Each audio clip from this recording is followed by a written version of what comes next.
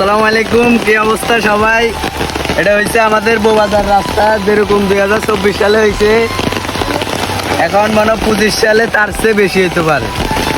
2024 সালে যেরকম হয়েছে এর চেয়ে বড় 2025 সালে আপনারা দেখছেন যে বন্যার আমাদের এলাকায় কি হইতেছে না হইতেছে সব দেখেন। বন্যার ভিত্তি কিস্তি লেগে আসছে ভাই প্রচুর কষ্ট।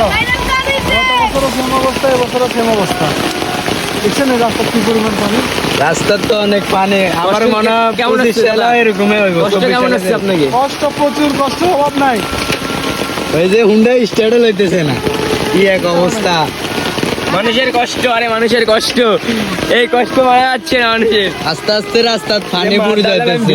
আবার মনে হয় যে 24 সালে যেরকম হয়েছে তার চেয়ে মনে হয় বেশি হইতে পারে। বৃষ্টির কোনো নিয়ন্ত্রণ নেই, মানে বৃষ্টি হইতেছে পানি কতখানি বদ্ধ হইবার সম্ভাবনা। পার পানি বেড়া। এটা কিন্তু আমাদের বৌবাজারের রাস্তা, হাকিমপুরে। এই যে সব পাশে গেছে। আবার আমাদের জন্য দোয়া করবেন আপনারা, এইটাই যেন আমাদের বৃষ্টিটা কমে যায়। আমরা আপনাদের জন্য দোয়া করব, আপনারা দোয়া করবেন আমাদের জন্য।